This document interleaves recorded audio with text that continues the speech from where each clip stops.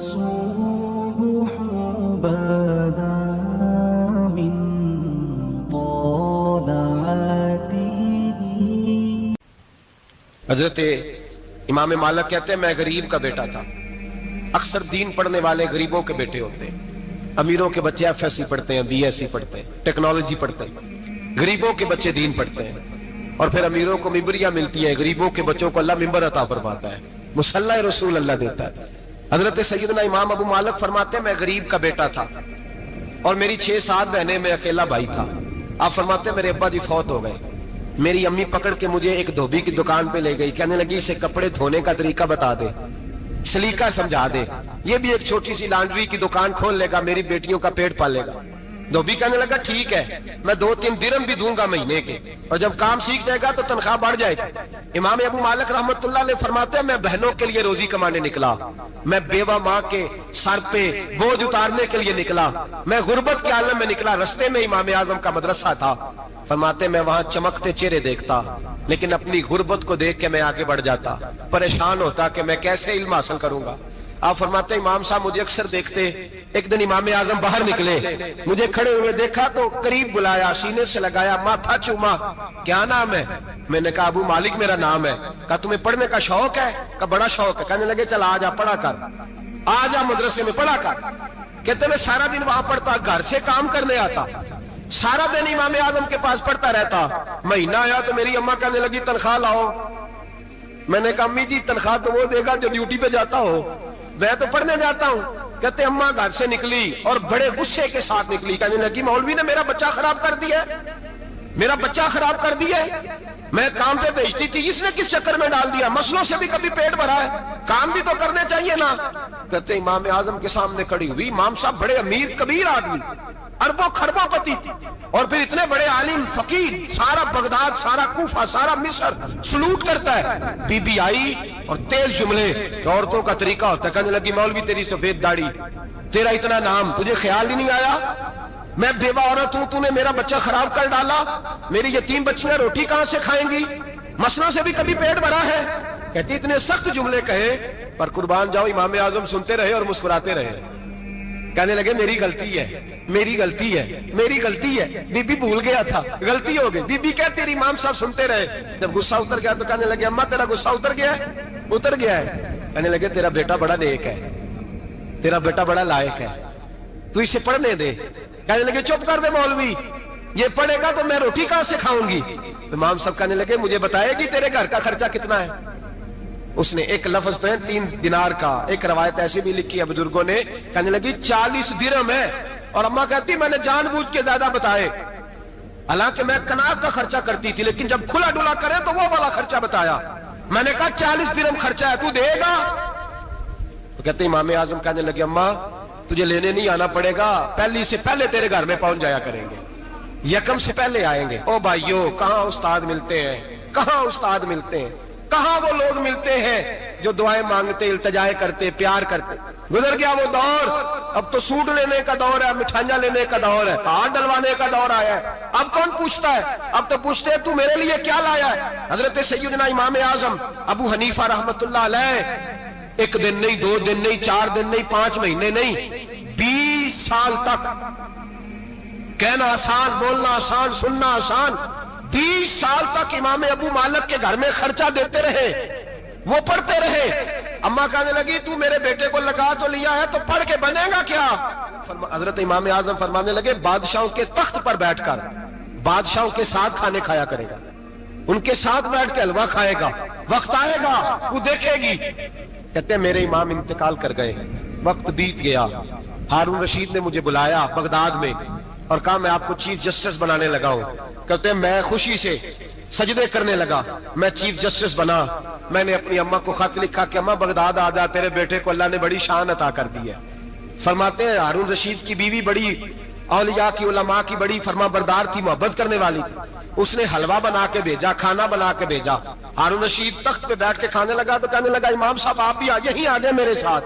کہتے ایک کونے میں وہ بیٹھ گیا, ایک میں بیٹھ گیا, بیچ میں کھانا رکھ لیا. اتنی دیر میں میری اماں بھی پہنچ گئی. 2 لقمے کھائے تھے کہ اماں آ گئی.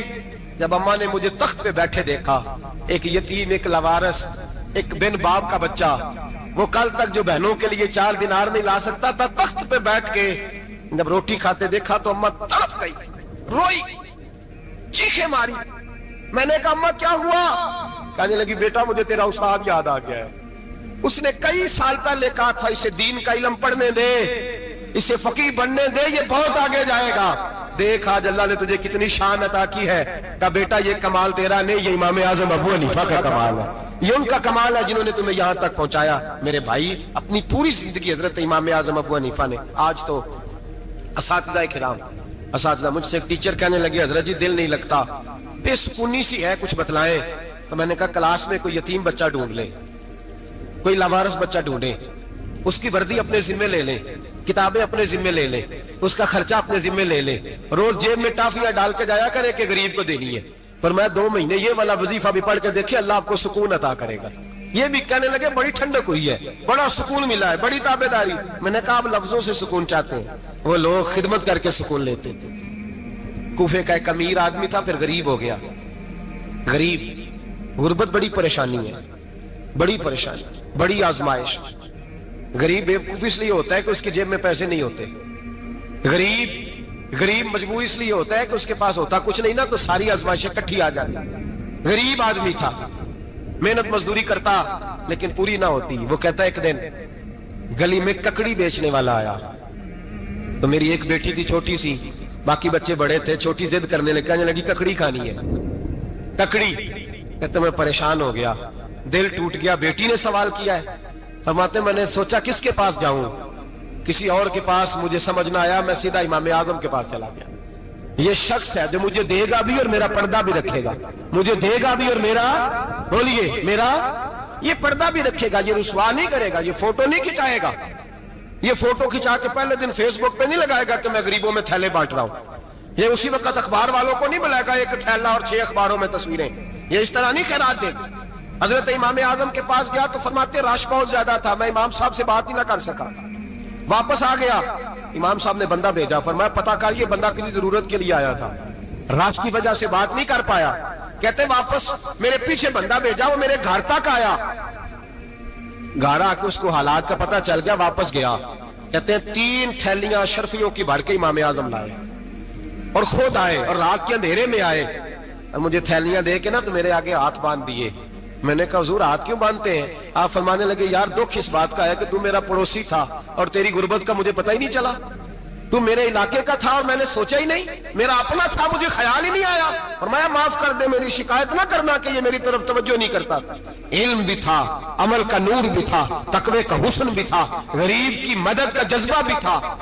آج لوگوں پر مال کا فتنہ سوار ہوتا ہے، سب پر نہیں لیکن زیادہ لوگوں پر۔ جیسے جیسے مال آتا جاتا ہے ویسے ویسے عقل بھی آتی جاتی ہے، ویسے ویسے سیانے بھی ہوتے جاتے ہیں۔ کہتے ہیں وہ بھی کمائے وہ بھی کرے، میں تو ٹیکنیکلی بڑا ہوں، میں عقل مندی میں بڑی، نہ بہن کی فکر رہتی ہے، نہ بھانجوں کی فکر رہتی ہے، نہ رشتہ دار کی فکر رہتی ہے، نہ دائیں بائیں کچھ دیکھتے ہیں۔ لوگ جیسے جیسے پاورفل ہوتے جاتے ہیں، ہٹتے جاتے ہیں، کٹتے جاتے ہیں، امیروں سے گرانے لگتے جاتے ہیں، آگے کی طرف دیکھتے جاتے ہیں۔ امام اعظم ابو حنیفہ رحمۃ اللہ علیہ نے ساری زندگی پیار کیا، محبت بانٹی، علم، فقاہت، تقوی، روشنی۔ آج لوگوں کو علم ہوتا ہے پر علم کا نور نہیں ہوتا، ہمیں بہت ساری باتوں کا پتہ ہوتا ہے پر وہ باتیں ہمارے لفظوں میں ہوتی ہیں، ہم اس کے حسن سے آگاہ۔ اور اگر میں یہ کہہ دوں کہ ہمیں ان باتوں پر یقین کامل نہیں ہوتا، کہہ رہے ہوتے ہیں، ہم سمجھتے ہیں، بڑی باتیں کرتے ہیں، لیکن ان باتوں کے پیچھے جو عمل کا جذبہ ہے وہ پھیکا ہوتا ہے۔ امام اعظم ابو حنیفہ رحمۃ اللہ تعالی علیہ جتنے بڑے عالم تھے اتنا ہی بڑا خوف تھا اللہ کا دل، اتنا ہی بڑا خوف تھا۔ ایک آدمی کہتا ہے میں نے امام صاحب سے مسئلہ پوچھنا تھا، میں نے عشاء کی نماز امام صاحب کے پیچھے پڑھی، کتنی لوگ باتیں سنتے ہیں، اس کا اثر کتنا لیتے ہیں، لیکن امام صاحب رحمۃ اللہ علیہ کا طریقہ کیا تھا؟ کہتے میں نے امام صاحب کے ساتھ نماز پڑھی مسجد میں، تو قاری صاحب نے قرآن پڑھا، اذا زلزلت الارض زلزالها واخرجت الارض اثقالها، فرماتے ہیں آخری 2 آیتیں پڑھی، فمن يعمل مثقال ذرة خيرا يره ومن يعمل مثقال ذرة شرا يره۔ اللہ فرماتے ہیں میں قیامت کے دن تیرے ذرے ذرے کا حساب کروں گا، ذرہ برابر نیکی ہوئی تو تیرے سامنے آئی، ذرہ برابر گناہ ہوا تو تیرے کس کے برابر؟ جی وہ کتنا ہوتا ہے؟ ریت کا 1 ذرہ، اس کے برابر بھی گناہ ہوا تو تیرے سامنے، یہ اللہ کہہ دیا ہے، تو ایسا انشاءاللہ ہو کے رہے گا, اللہ ایک دفعہ دکھائے گا. دعا فرمائے اللہ ہمیں معافی عطا فرمائے, اللہ ہم سے درگزر فرمائے, اللہ ہمیں بخشے ہوئے میں شامل فرمائے. یہ آیت امام صاحب نے سنی تو کہتے ہیں میں نمازی سارے چلے گئے تو امام صاحب بیٹھے اور یوں نہ اپنی داڑھی پکڑ لی, چراغ ٹمٹما رہا, کہتے ہیں داڑھی پکڑ لی اور امام صاحب بیٹھے. میں نے کہا کہ کسی محویت کے عالم میں ہے, سوچ میں, چلے میں تھوڑی دیر میں آتا ہوں. کہتے ہیں میں 2 گھنٹے کے بعد آیا تو امام صاحب ایسے بیٹھے ہیں داڑھی پکڑی ہوئی. میں نے کہا ٹھہر کے آتا ہوں. میں پھر 1-1.5 گھنٹے کے بعد گیا تو ویسے بیٹھے. کہتے ہیں تہجد کا وقت ہو گیا, میں مسجد میں گیا تو چراغ ٹمٹمانے لگا, ختم ہونے کے قریب آ گیا. امام صاحب بیٹھے ہیں, اب میں نے دیکھا کہ آنکھیں آنسوؤں سے بھری ہوئی ہیں اور اپنی داڑھی پکڑ کے کھینچ رہے ہیں اور کہتے ہیں یا اللہ تو اگر ذرے ذرے کا حساب لے گا تو ابو حنیفہ تو الجھ جائے گا. اے اللہ تو ذرے ذرے کے بارے میں پوچھے گا تو میں تو نہیں جواب دے سکتا. خدا بندہ اس طرح کر, میرے ان سفید بالوں پہ رحم کھا. اے اللہ میرے بڑھاپے پہ مہربانی فرما, مجھ سے نہ ذرے ذرے کا پوچھنا, میں بڑا کمزور ہوں, میں نہیں جواب دے سکتا. مولا مجھ سے درگزر والا معاملہ کر. کہتے تڑپ رہے امام صاحب. فجر کی اذان ہوئی تو امام صاحب نے دائیں بائیں دیکھا, میں پیچھے کھڑا تھا. میں نے کہا حضور ساری رات ہی گزر گئی, آپ ایک آیت سن کے پریشان رہے اور میں روزانہ 20 تقریریں سنتا ہوں, درجنوں حدیثیں سنتا ہوں, مجھے تو اثر نہیں ہوتا. آپ فرمانے لگے مجھے تیرے معاملے کا نہیں پتا, لیکن مجھے اگر تُو نے دیکھ لیا ہے تو کسی کے ساتھ ذکر نہ کرنا مجھے. اور فرمانے لگے پھر تو نیک آدمی ہوگا, تجھے نہیں خیال آتا, تو میں تو جانتا ہوں من آنم کے من دانم, پتہ سارا ہے سردار دو کی دیا نا, میں تو جانتا ہوں نا, مجھے خبر ہے, لہٰذا میں نہیں حساب دے سکتا, تیرا نہیں مجھے پتا. جتنا میرے بھائی علم زیادہ اتنا خوف بھی. حضرت عبداللہ ابن مسعود فرماتے ہیں زیادہ باتیں کرنے والا عالم نہیں ہوتا, اللہ سے زیادہ ڈر جانے والا عالم ہوتا ہے. جو آدمی لمبی چوڑی گفتگو کرے وہ فقیہ نہیں, وہ اللہ سے ڈرنے والا نہیں, بلکہ جس کو وہ بات کرے تو تھوڑی کرے, ڈر کے کرے, خوف کے ساتھ کرے, اللہ کی خشیت جس کے دل میں ہو وہ بڑا عالم ہوتا ہے. حضرت امام اعظم ابو حنیفہ رحمت اللہ علیہ مالدار تھے اور اپنے مال میں سے حصے نکالتے تھے. امام صاحب فرمایا کرتے تھے میں نے چند ہزار درہم رکھ دیے. حضور کس لیے؟ فرمایا لوگوں کو قرضہ دینے کے لیے. نبی پاک صلی اللہ علیہ وسلم نے فرمایا قرضہ لینے والے کو منع کیا ہے, فرمایا قرضہ ایک قید ہے, بغیر مجبوری کے نہ لینا. اب لینے والے بھی احتیاط نہیں کرتے, فٹافٹ قرضے کے پیچھے بھاگتے. بڑی مجبوری ہو تو قرضہ لیں, فرمایا مقروض قیدی ہوتا ہے, قرضہ لینے سے بچو. اور دینے والے کو کیا کہا؟ فرمایا اگر سامنے والا تنگ دست ہو نا, تنگ دست, تو اسے مہلت دو. جتنی تم مہلت دو گے اللہ اتنے پیسے روز صدقہ کرنے کا ثواب عطا فرمائے گا. اگر تنگ. ایک صاحب مجھے کہنے لگے, میں نے رمضان شریف میں نا قرضے کے حوالے سے یا کچھ عرصہ پہلے کسی موقع پر قرض کے حوالے سے کو بات کی. ایک صاحب مجھے کہنے لگے حضرت صاحب جیتے کسی کو لینا ہوئے نا 20,000 تو انہوں ترا کے لئی دے, تو جے 20 کروڑ لینا ہوئے تو پھر نہیں ترایا جاتا. میں نے کہا کیوں؟ کہنے لگے 20,000 والا بندہ ماڑا ہوتا ہے نا, جہاں 20 کروڑ کھا گیا بڑی مگرمچھ ہوتا ہے, انہوں ترایا جا سکتا, وہ دے کے بندے ترلے ہی کر دے چل بھائی کیویں دے سکنا ہے. وہ جو 20,000 والا نا ماڑا بندہ کہنے تو دینے نے کہ تیرا بندوبست کریے, کہنے چوری صاحب جمعرات لے آؤ کسی طریقے. جمعرات ماڑا ہے نا. نبی پاک نے کیا فرمایا؟ حضور نے فرمایا تجھے پتہ چل جائے کہ تنگ دست ہے تو مہلت دے, جتنے دن تو اس سے پیسے نہیں لے گا اتنے پیسے روز صدقہ کرنے کا ثواب دیا جائے. اب لوگ جو تگڑی موٹے مگرمچھ ہیں ان کو مہلت دیتے ہیں, وہ کہتے ہیں جا جتھو لب دے نہیں لے, پھر کہتے ہیں نہیں آپ بتائیں آپ کیسے دے سکتے. اور ماڑا بندہ انہیں 2,000 دینا ہے دکان کا, اس کو دکاندار کہتا ہے کل سائیکل لے کے تب گزرنا, میرے آگے سے اگر پیسے دینے ہیں تو میں نے سائیکل رکھ لینا. ڈرنا چاہیے اللہ پاک. ہمیں پتا ہوتا ہے سامنے والا غریب ہے, تنگ دست ہے, مجبور ہے, اسے مہلت دینی. امام صاحب کہتے ہیں میں نے کچھ پیسے رکھے ہوئے تھے, پس منظر یہ تھا کہ غریب لوگ آتے ہیں تو میں ان کی مدد کروں گا. امام اعظم ابو حنیفہ نے ایک بندے سے پیسے لینے تھے اور حال یہ تھا کہ آپ دھوپ میں کھڑے تھے, ساتھ اس بندے کا مکان تھا. لوگوں نے کہا حضرت دیوار کے سائے میں ہو جائے. فرمانے لگے اس سے پیسے لینے ہیں, اگر سائے میں کھڑا ہوا تو سود میں شمار ہو جائے گا, میں اس سے فائدہ نہیں لے سکتا. ایک بندے سے قرضہ لینا تھا, وہ آپ کو دیکھ کے گلی اور دوسری گلی میں چلا گیا, رستہ بدل گیا اور چھپ گیا. امام صاحب رونے لگے, کہنے لگے اے اللہ میں اتنا برا ہو گیا ہوں کہ تیرے بندے مجھ سے چھپنے لگے, اس کو ڈھونڈ کے لائے, کیوں چھپتا ہے؟ کہ حضور آپ کے پیسے دینے ہیں. آپ نے فرمایا جا میں نے اللہ کی رضا کے لیے معاف کیے, آج کے بعد چھپنا نہ, اس لیے میں نہیں چاہتا کہ تجھے کوفت ہو, تو میری طرف دیکھ کے چھپنے لگا ہے, میری طرف دیکھ کے. غریب تو بھائی گلیوں میں گھستے پھرتے ہیں کہ کوئی بندہ مل نہ جائے. مقروض آدمی پتہ اس وقت چلتا ہے جب خودکشی کر گیا, پتہ اس وقت چلتا ہے, پھر لوگ آتے ہیں اس کے بچوں کو کہتے ہیں فکر نہ کرنا ہم تیرے ساتھ ہیں, اس کے ساتھ ہونا تھا, ان کا سایہ بچ جاتا. اب آئے ہو इमाम आजम अबू हनीफा रहमतुल्लाह ताला अलैह लोगों को सहूलत देते, आसानी देते, प्यार करते, मोहब्बत करते। हम लोगों का मिजाज ऐसा नहीं है, हमारे इखलाकियात के अंदर वो हुस्न नहीं जो हमारे बुजुर्ग हमें दे के गए। और फिर छोटी छोटी बातों में हुकूकुल इबाद का ख्याल करते, छोटी छोटी बातों। हम तो गाली दे के भी कहते हैं ना, चल क्या हो गया, गाली दी है ना। मैंने देखा है साइकिल वाले की टक्कर अगर पजारो वाले के साथ हो जाए तो माफी साइकिल वाले ने मांगनी है, क्योंकि वो साइकिल पे बैठा है ना, उसकी गलती ये है कि वो साइकिल पे बैठा है। माफी साइकिल वाले ने मांगनी है, पजारो वाला नहीं मांगेगा। हो सकता है साइकिल वाला उठ के कहे जनाब मुझसे गलती हो गई, मुझे पता ही नहीं था कि आप थे, वरना मैं आपके आगे ना आता। साइकिल वाला मजबूर है क्योंकि उसके पास पजारो नहीं, और पजारो वाला तो शीशा नहीं नीचे करता, कहता धूप आएगी, गाड़ी बड़ी मुश्किल से ठंडी की है। नीचे उतर के मुलाजिम कहता है इसको पूछो अगर कोई 200-400 का नुकसान हुआ तो 500 दे दो। मिजाज है इमाम आजम अबू हनीफा रहमतुल्लाह अलैह आलिम हुकूकुल इबाद का छोटी छोटी। आपके शागिर्दों में से किसी के चेहरे पर शिकन आता तो 20 बार पूछते कोई परेशानी है मेरे बेटे को, क्या हो गया। सारी जिंदगी सायादार शजर की तरह गुजारी, सारी जिंदगी शागिर्दों पर मुरीदों पर मोहब्बत का सायबान रहा, ठंडी छांव रही इमाम साहब की। इमाम आजम अबू हनीफा रहमतुल्लाह ताला अलैह गली से गुजर रहे थे, लकड़ी के जूते पहना करते थे, खड़ाओ। एक नौजवान बच्चे के पैर पे पैर आ गया तो कहने लगा इमाम अल्लाह से डर जा। ये लफ्ज गए तो इमाम साहब की चीख ही निकल गई। कई घंटे बेहोश रहे। लोगों ने कहा हुजूर क्या हुआ, फरमाने लगे तुमने सुना नहीं, छोटे छोटे जवान भी कहते हैं कि अबू हनीफा अल्लाह से नहीं डरता, अल्लाह की मखलूक कहती है नहीं डरता। अगर ये कह रहे हैं तो मेरा क्या बनेगा। कई दिन रोते गुजर गए। लोग उस बच्चे को लाए, आगे कहने लगा हुजूर आप तो परेशान हो गए, मैंने तो मुहावरतन कहा था, मुहावरतन कहा था कि आप अल्लाह से नहीं डरते।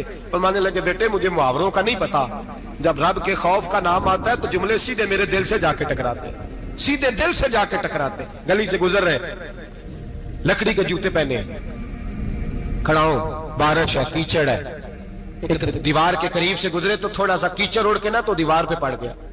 यहाँ ट्राली वाला सारी दीवार तोड़ जाता है और कहता है चलो मैंने कौन सा जानबूझ के किया है। यहाँ लोगों का घर तोड़ जाते हैं, कहते हैं चलो बताओ कितना खर्चा आया था। फौरी तौर पे लोग मानने को तैयार ही नहीं। इमाम साहब के पैरों से, ये बारीकी समझे, ये हुकूकुल बात का मसला है, जो जानने वाले होते थे उनका ये तर्ज जिंदगी था। कीचड़ उड़ा पैरों से और एक आदमी की दीवार पे पड़ गया। इमाम साहब खड़े हैं, सोच रहे करूं तो क्या करूं। शागिर्द साहब हजरत जी क्या परेशानी है।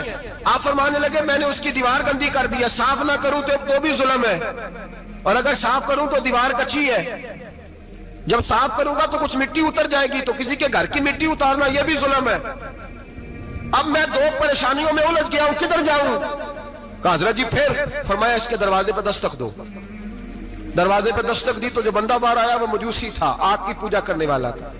इमाम साहब कहने लगे मुझे जानते हो। कहने लगे हुजूर सारा कूफा जानता है, सारा बगदाद जानता है, सारी दुनिया जानती है आप मुसलमानों के इमाम हैं, लोग जानते। आपने फरमाया यार मुझसे गलती हो गई है। वो क्या। आप फरमाने लगे मैं अपने अंदाज में गुजर रहा था, बूढ़ा आदमी हूं, ख्याल नहीं आया, थोड़ा कीचड़ उड़ के तेरी दीवार पे लग गया है। मेरे भाई ये कोई फरिश्ते थोड़ी थे, यही जमीन पे बसने वाले लोग, एहतियात वाले लोग थे। हम लोगों ने पता नहीं अपना मिजाज इतना सख्त क्यों बना लिया है। कितने लोगों को लताड़ के, कितनी पगड़ियां उछाल के, कितने हुकूकुल बात जाया करके भी हम उसी तरह के मुतमईन हैं। कहां से तसल्ली लाते हैं हम, कहां से अपने आप को ठंडक देते हैं, कैसे अपने आप को हम सुकून दे लेते हैं किसी को तकलीफ देके। किस तरह सुकून की नींद आती है जब कोई परेशान होता, क्यों हमारा दिल पत्थर हो गया। आला हज़रत फरमाया करते थे जा किसी से जाके इलाज करा, तेरे सीने में जो दिल धड़क रहा है वो सख्त हो गया, जा किसी से जाके इसकी दवाई खा, तुझे ख्याल ही नहीं आता तड़पते लोगों को देखकर, जा जाके इलाज करा, अगर ऐसे ही मर गया तो हालात तेरे हक में अच्छे नहीं होंगे। हजरत इमाम साहब तड़प रहे हैं और उस शख्स के सामने आहोजारी कर रहे हैं जो मजूसी भी है, गरीब भी है, कच्चे घर में रहता है। फरमाया यार बताओ क्या करूं।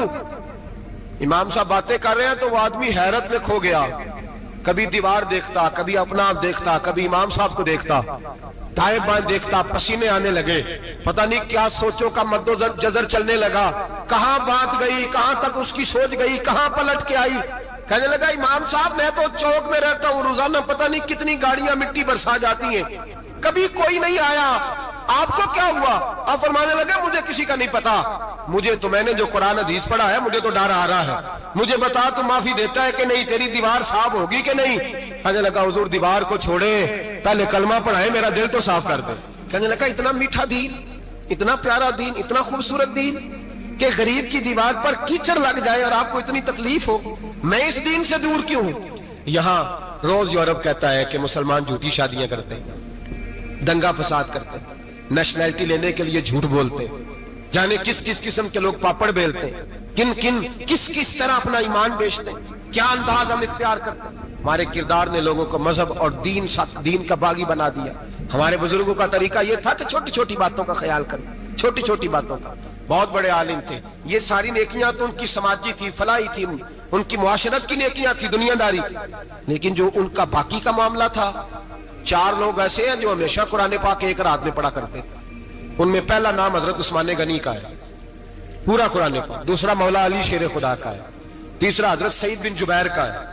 چوتھے امام اعظم ابو حنیفہ ہیں جو ایک رات میں پورا قرآن پاک پڑھ دیا کرتے ہیں.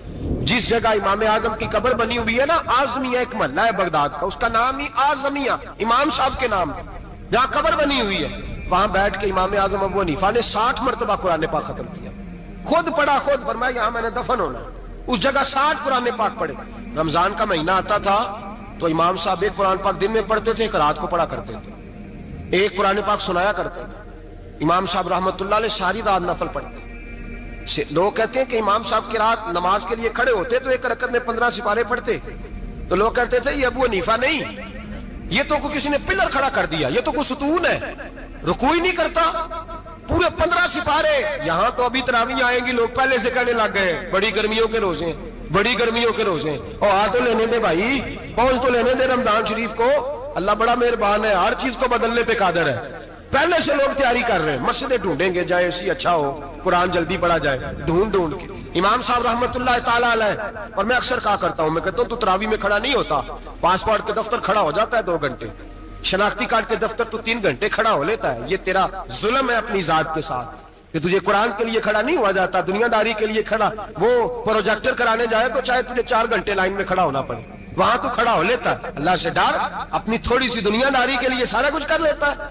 حضرت امام صاحب رحمت اللہ تعالیٰ علیہ تقوی اور طہارت کے پہاڑ 55 حج کیے امام اعظم نے. کتنے؟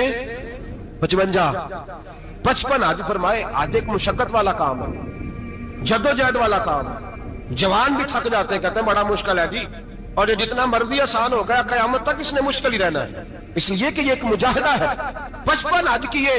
آخری حج پہ گئے تو کعبے کے مجاور کو کہنے لگے ذرا کھول نہیں دیتے کعبے کا دروازہ, میرا اندر جانے کو دل کرتا ہے.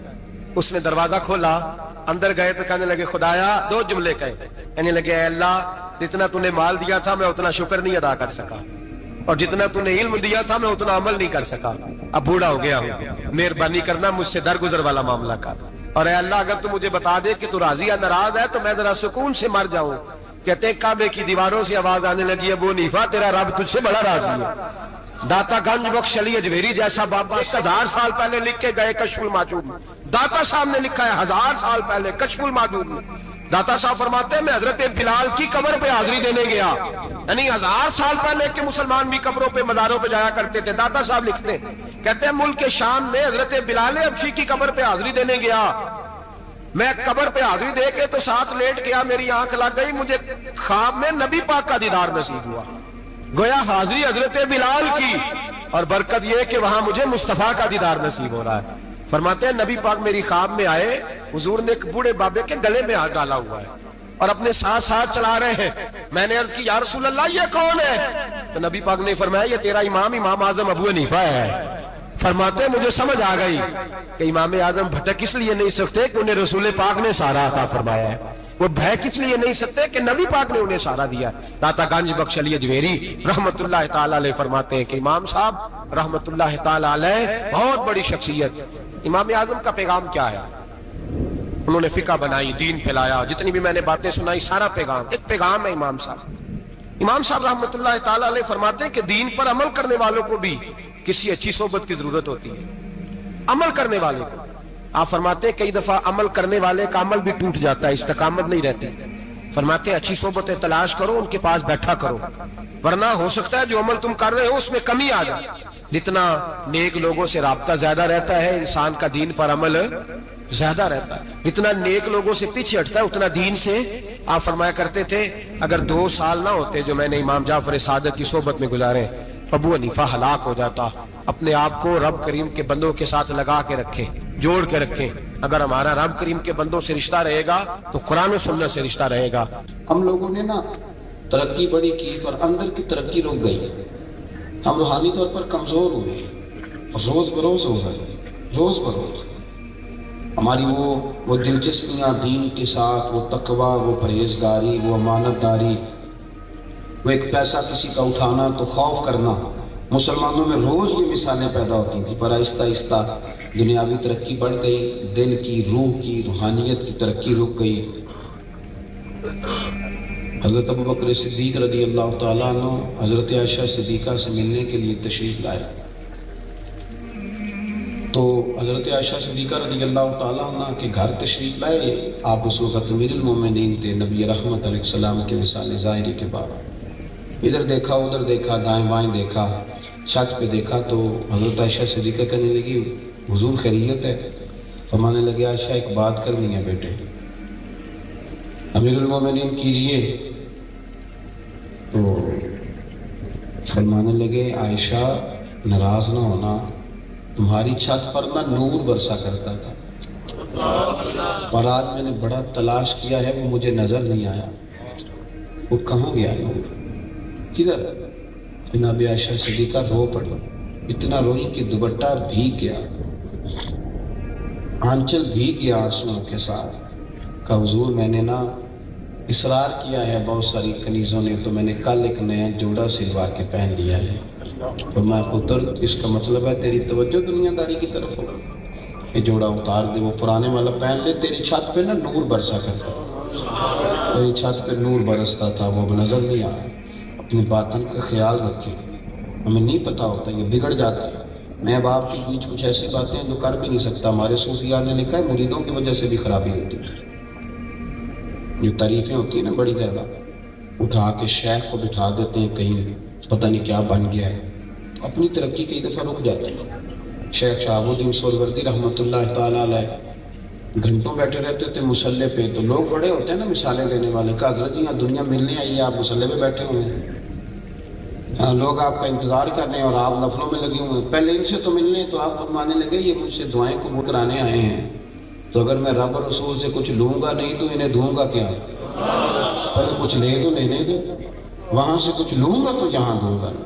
یہ آؤ بھگت, یہ شور شرابے, یہاں بھی روحانیت میں خرابی ہے. اپنا خیال رکھو.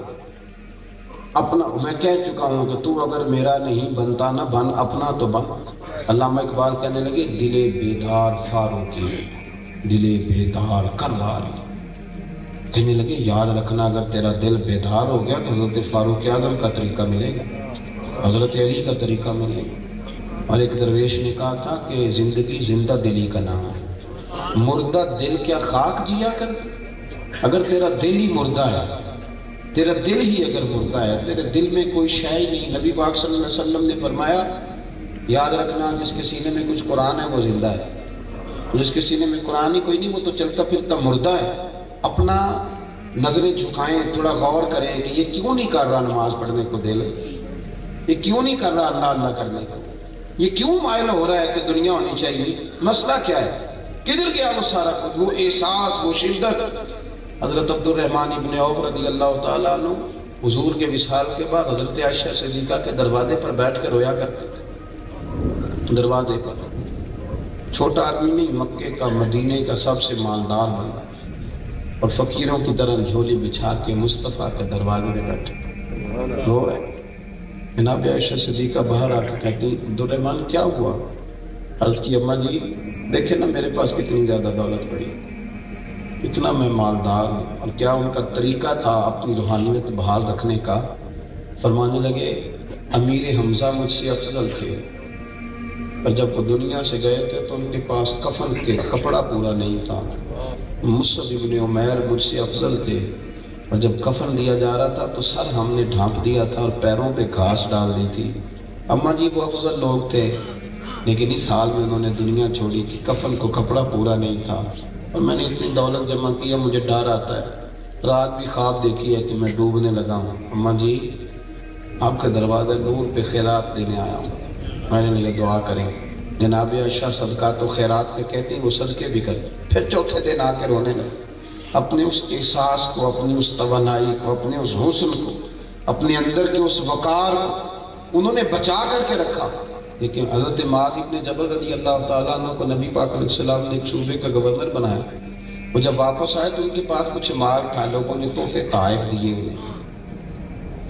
वापस जब आए हुजूर के विसाल ज़ाहिरी के बाद हज़रत उमर फारूक रज़ी अल्लाह तआला अन्हु से मुलाकात हुई। उन्होंने बताया कि मेरे पास कुछ माल है। तो हज़रत उमर फारूक फरमाने लगे, अमीरुल मोमिनीन जनाब अबू बकर को जाके बता दें और उनसे इजाज़त ले लें कि अब ये माल आपका अपना है। तो कहने लगे, उमर ये क्या बात है, लोगों ने मुझे दिया तो मेरा है,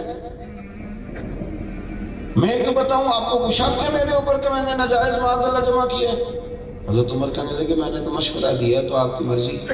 हज़रत मुआज़ इब्न जबल कहते मैं रात को सोया, मैंने ख्वाब देखी कि दरिया बह रहा है और मैं डूब रहा हूँ और उमर मेरा हाथ पकड़ पकड़ के मुझे बचा रहे हैं। कहते मैं सवेरे उठा और जनाब उमर से कहा, उमर और मेरी तो रूहानियत ख़राब होने लगी, उठ चल अबू बकर सिद्दीक़ के पास चले, तस्दीक करा के लाते हैं कि ये माल, ये सरमाया, ये मेरे लिए दुरुस्त है कि नहीं। मेरे अजीज़, हमारी ना जो रूहानी ज़िंदगी है ना, हमारी अपनी ज़ाती, हम जो ज़िंदगी संवार रहे हैं ना, जो हम माल जमा कर रहे हैं, ड्राइंग रूम बना रहे हैं, अटैच, ये हमारी जिस्मानी ज़िंदगी है। आप कैसे सोएंगे उस बहुत बड़े कमरे में अगर आपको सुकून की नींद नहीं आएगी? क्या करेंगे उन पैसों का जो पड़े हुए हैं लेकिन चैन ही कोई नहीं? क्या नफ़ा होगा उस दौलत का जो घर के अंदर ढेरों के ढेर पड़ी हुई है और बहन भाई बेचारे मिन्नत कर रहे हैं कि चलो कोई तौफीक मिल जाए इसको अल्लाह के रास्ते में देने की। अपनी ज़िंदगी का जायज़ा लें, अपनी रूहानियत को कभी ख़राब ना होने। मैं ना इस मोबाइल को बहुत बड़ी रुकावट समझता हूँ बाबा रूहानी ज़िंदगी के लिए। मैं किस तरह ये बात करूँ कि जिस कौम के हाथों में कुरान होना चाहिए था उसके हाथों में हर वक्त मोबाइल रहता है। ये तबाह कर दिया रूहानी ज़िंदगी को। मुसल्ला बिल्कुल बेआबाद हो गया, अल्लाह अल्लाह के ज़ाविये बिल्कुल ख़त्म हो गए। कोई कैफियत नहीं, कोई जिक्र नहीं, कोई फिक्र नहीं, कोई इबादत नहीं। तावीज़ों वालों का काम ज़्यादा क्यों चल रहा है कि लोग वजीफ़ा तो पढ़ना चाहते नहीं, वो चाहते हैं हमें लिख के दे दिया जाए तो लिख के दे दिया जाता है। अपने बातन पर तवज्जो करें। आप देखें कितने ज़माने बीत गए नमाज नहीं ढंग से पढ़ सके। आप गौर करें कितना वक्त। मुल्ला रूमी रहमतुल्लाह तआला अलैह से एक शख्स ने कहा था कि हजरत जी माल भी बड़ा, दौलत भी बड़ी है, पर मैं मस्जिद तो नहीं ना जाता। तो फरमाने लगे, जा फिर तौबा कर जाके, मालिक तो नाराज है, वो हर शय तुझे दे के कहता है ये ले ले और दफा हो जा, मेरे घर ना आना। वो तो नाराज है, जा जाके अपनी अल्लाह अल्लाह ठीक कर। मेहरबानी फरमाएं, अपनी तबीयत पर तवज्जो दें, छोड़ें। आज मैंने और आपने तबलीग की बात नहीं की, आज हमने अपनी बात की है। एक खुदगर्जी करें मेरे कहने में, खुदगर्जी, एक खुदगर्जी करें। ज़रा थोड़ा अपना ध्यान करें, ज़रा थोड़ी अपने ऊपर तवज्जो दें, थोड़ा अपने ऊपर ख्याल करें। ये थोड़े थोड़े ज़ख्म कभी किसी के हाथ पैर पे लग जाए तो ज़माना सारा नुस्खे लेके आता है, लेकिन बातन के ज़ख्मों का क्या करें, अंदर की गहराइयों का क्या करें? वो जो अंदर रोज़ बरोज़ घड़ा और खड्डा बढ़ता जा रहा है उसका क्या किया? उसकी मरहम पट्टी का बंदोबस्त करें। अल्लाह अल्लाह में जोर दें। आप यकीन करें कि लोगों की ज़ुबानों पे हर शय जारी होती है, अल्लाह रसूल का नाम नहीं जारी होता। मैं कुछ लोगों की बात सुन के ना तो कांप जाता हूँ। ये हमारे सियासी वर्कर हैं, ये अपने लीडर का नाम लेते हैं तो कायदे जमहूरियत, तो शहीद फलाना, तो पता नहीं क्या क्या लक़ब, और नबी पाक अलैहिस्सलाम का नाम इनसे ढंग से लिए नहीं जाता। आप यकीन करें अड़ जाते हैं। वो बात कहते हुए इनके जुमले टूटते, क्यों? इसलिए कि इन्हें अल्लाह से डरना चाहिए। कि क्या खता हो गई कि जुबान पे नाम तक जारी नहीं होता? अपने अज़कार को, अपने मामलात को, एक बात सुने, एक बुरी नज़र होती है मर्द ने औरत पे डाली और औरत ने मर्द पे डाली। एक बुरी नज़र होती है मर्द ने मर्द पे डाली, अमर्द पर, बगैर दाढ़ी के जो लड़का होता है उसको हमारे फुकहा ने अमर्द कहा और हुक्म दिया है कि ऐसे लड़के के साथ अगर किसी शख्स की नज़र ठीक नहीं रहती तो उसके साथ भी वो औकात न गुजारे। हम लोग जो बहुत ज़्यादा दाढ़ी की ताकीद करते हैं तो उसकी बुनियादी वजह यह है कि आपको पता है कि इस पर हुक्म क्या लगता है। बेरिश लड़के का हुक्म क्या है? वही है जो औरत का हुक्म है। उसको देखा किसी ने गलत नज़र से तो वो भी उतना ही मुजरम है जितना उसने किसी लड़की को देखा था। یہ مسئلے کیسے بیان کیے گئے حالانکہ ہیں کتابوں میں.